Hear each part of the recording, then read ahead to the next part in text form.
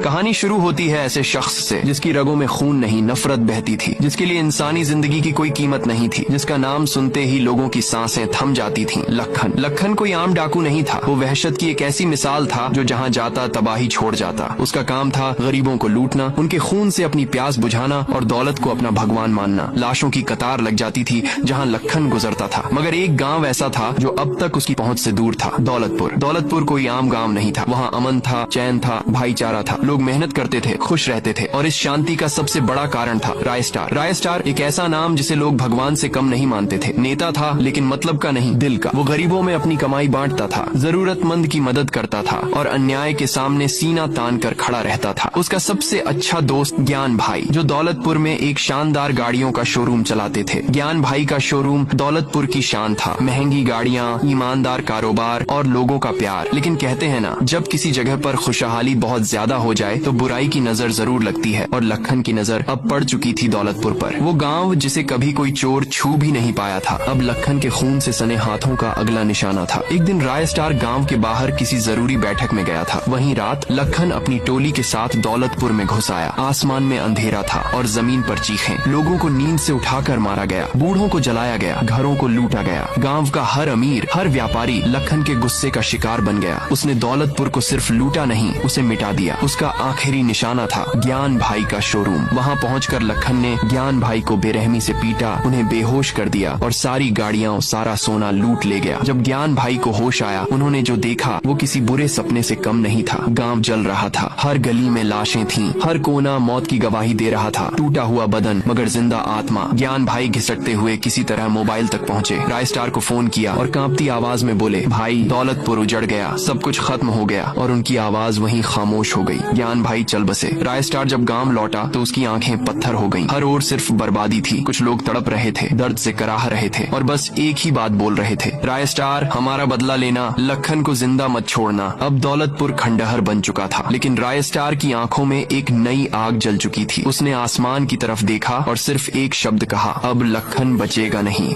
कहानी वहीं से शुरू होती है जहां लखन ने गांव वालों को मार डाला और दौलतपुर को लूट लिया। रात और भी गहरी हो चुकी थी। चारों ओर सन्नाटा था, लेकिन उस सन्नाटे के बीच एक चीख लगातार गूंज रही थी, इंसाफ। रायस्टार चुपचाप खड़ा था, लेकिन उसके अंदर एक तूफान मचल रहा था। ज्ञान भाई की लाश को उठाकर गांव के बीच जलती चिता पर रख कर बोला, लखन अब तेरी भी चिता इसी आग में जलेगी। दौलतपुर के उत्तर में एक रहस्यमयी जंगल था, कालाबन। लोग कहते थे वहाँ भूत प्रेत नहीं, कुछ और ही रहता है। उसी जंगल में तपस्या कर रहा था सूखा लकड़ा, आधा लकड़ी जैसा शरीर, आधा राक्षस, पूरा भयावह। जब लखन ने दौलतपुर को उजाड़ा तो वह जंगल भी जाग उठा। जंगल में घना कोहरा फैल गया, पेड़